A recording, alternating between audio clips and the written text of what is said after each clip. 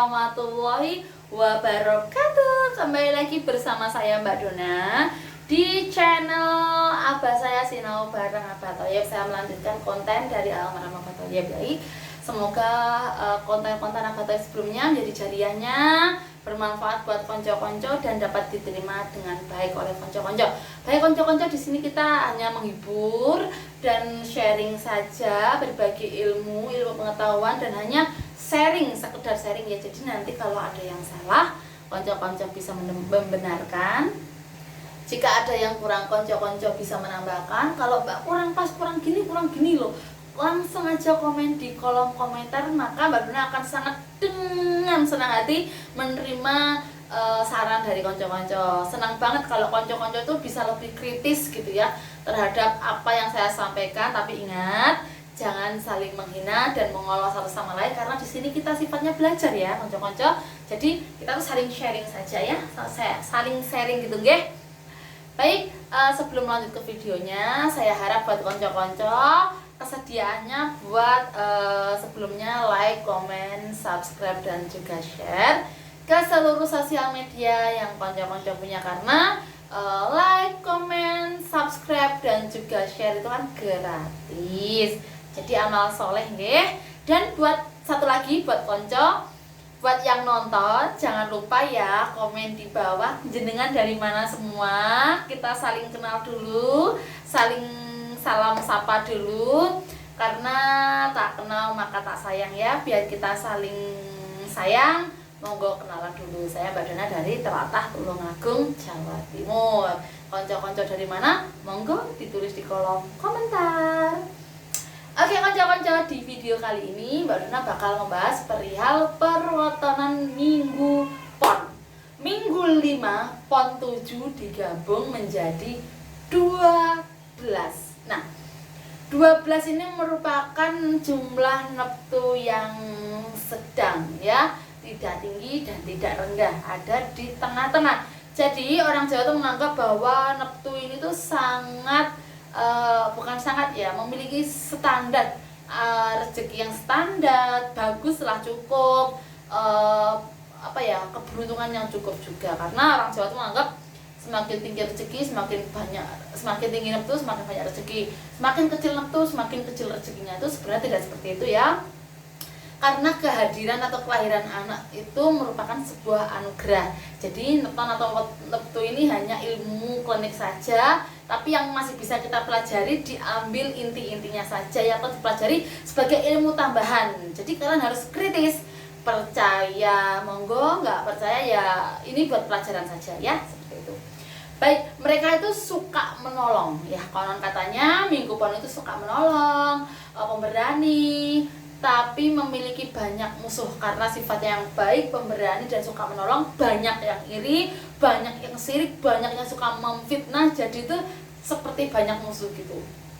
Tapi minggu pon ini orangnya juga rajin, terus suka menolong juga. Dan karakter dari minggu pon ini adalah seperti panca Sunda atau bumi kepetak, yang artinya dia itu orang yang gigih dalam bekerja, orang yang nggak pernah main-main dalam bekerja. Semangat kerjanya tinggi, etos kerjanya tuh sangat kuat dan tinggi, pantang menyerah, pantang minta tolong. Kalau dia nggak benar-benar kesusahan atau kerepotan atau kurang mampu dalam mengerjakan sesuatu, dia tidak akan minta tolong, karena dia tuh merasa dia harus bisa, dia kuat, dia mampu, dan dia pasti bisa. Nah, seperti itu. Sifat dari lingkungan adalah yaitu seperti rakan kalau tinantang, yaitu pemberani. Tinantang, orang suka ditantang ya, artinya ditantang dengan suatu mental. Jadi dia itu orang minggu pon itu ya, dia tuh orang itu standar, humble, standar pokoknya. Kalau dia sayang, sugih ora sombong, melarat orang ngeluh ya. Jadi dia tuh orang yang sedang, karena dia tuh bisa menghargai apa yang dijalani. Dia tuh orang yang menghargai pekerjaan, menghargai waktu dan menghargai orang lain. Dia tuh sangat baik, minggu pon tuh sangat baik ya. Tapi selain itu mereka juga terkenal membantah dan juga jahil, serta pikirannya itu sering tidak tenang ya, seperti itu. Karena mungkin terlalu banyak musuh, atau mungkin ada hal-hal yang lain membuat dia itu tidak tenang. Dan minggu pon itu tidak cocok menjadi bawahan atau pekerja suruhan, karena dia tadi orang yang pekerja keras, dia tuh cocoknya menjadi owner atau mungkin seorang seniman yang tidak memiliki bos, atau mungkin pengusaha pedagang, atau mungkin guru ya yang tidak punya atasan. Dia tuh hanya orang yang berdiri sendiri di atas kakinya sendiri. Pokoknya orang yang ingin benar-benar sendiri dalam menghadapi suatu masalah, guys, seperti itu. Dan jodoh yang cocok untuk minggu pon yaitu yang berneptu 7, 12, dan 17. Seperti itu. Itu kebanyakan jodoh yang cocok untuk minggu pon. Jadi itu konco-konco kilasan-kilasan yang Mbak Dona share tentang weton minggu pon. Nah, di sini Mbak Dona bakal menghitung versi Jawanya atau versi hitungannya Mbak Dona ya. Nah, maaf ini kipasnya agak berisik mungkin ya. Enggak berisik ya? Oke, sorry. Nah, jumlah neptunya dari minggu pon ya. Sorry, ini saya catat ya minggu pon gitu. Karena kalau nggak dicatat saya nanti lupa. Soalnya tadi udah bahas Senin Pahing, Senin Wage, Selasa Kliwon. Hari ini, sore ini, malam ini Mbak Dona membahas minggu pon. Jadi itu agak kayak minggu pon, Senin Wage, Minggu Pahing gitu ya. Maaf ya, dicatat aja yang minggu pon saya catat di sini. Baik, jumlah neptunya itu ada 12. Dan rezeki, watak dulu ya. Dan watak itu ada 5. Ada Sarmo, Sarpo, Rojo, Kukilo, dan Mino ya. Yang artinya kalau 12 dibagi 5 itu kan cuma dapat 2. Ya kan, 12 dibagi 5 dapat 2, sisanya 2. 12 dibagi 5, 10 bagi 5 kan 2. Sisanya kan 12. 12 kan sisanya kan 2. Jadi kita hitung 2. Jadi sifat dari minggu pon itu seperti apa ya? Ada jatuhnya tuh di 2 turahnya, ada di Sarmo dan Sarpo, yaitu Sarpo ini ular. Jadi sifat dari minggu pon adalah ular. Nah, sebentar, jangan diputus, ular berbisa, jahat, matok, ngeracuni. Enggak seperti itu. Enggak seperti itu. Ular itu identik diam, tidak punya suara. Tetapi ketika diganggu dia tuh matok, nyakot, nyetek, seperti itu ya. Yang artinya berarti orang minggu pon ini dia tuh pendiam, orang yang tenang. Tapi ketika dia dijarak atau digangguin, dia tuh tidak akan tinggal diam. Dia tidak akan mau mengalah. Dia akan membela dirinya mati-matian sampai dia itu benar-benar meyakinkan bahwa dia itu memang tidak bersalah, seperti itu. Jadi sifat ular tuh lebih tepatnya tuh tegas ya, karena ular kan pada dasarnya pendiam dan tidak akan menggigit, mencatek atau menggubet kalau dia itu tidak dijahili atau dijarak duluan ya, seperti itu. Baik, untuk elemen itu ada 3, ada darat, air, dan udara. 3 hitungan ini tidak boleh dilepas dalam hitungan Jawa menurut abah saya ya, karena 3 ini adalah unsur kehidupan. Ada darat, air, dan udara. Jadi jumlah neptunya itu 12, jika dibagi 3 kan habis ya, dapat 4. Nah, kita hitung yang terakhir yaitu ada darat, air, dan udara. Jadi elemen yang ada pada minggu pon itu udara. Mungkin bentar ya, kalau kita pikir-pikir itu udara itu bisa apa ya, untuk kehidupan. Orang tanpa udara nggak bisa hidup, nggak bisa nafas. Jadi sumber kehidupan pada minggu pon itu adalah di udara. Baik, untuk rezekinya ada 5. Ada guru, sandang, pangan, papan, dan gawean. Di sini Mbak Dona nggak pakai loro atau pati, nggak boleh sama abah, karena mesakne nduk, sing ngrungokne, mesakne, sing ngrasakne, mesakne, sing ngeruh. Loro pati iku urusane Gusti Allah. Nggih. Jadi kita diganti dengan gawean atau usaha yang sedikit lebih keras dari yang biasanya. Usaha yang harus lebih maksimal, seperti itu. Nggih. Jadi 12 dibagi 5 itu 2, sisa 2 juga ada di guru dan sandang. Nah, rezeki yang cocok untuk minggu pon yaitu adalah sandangan ya. Bisa kalian mungkin ada penjahit, mungkin kalian bisa penyedia kain, mungkin kalian bisa menciptakan pembuat kain, atau mungkin kalian bisa menjual bahan sandang, atau kalian mungkin bisa memproduksi sandangan. Itu bebas, atau penjahit, itu banyak versi. apa aja yang berhubungan dengan sandang.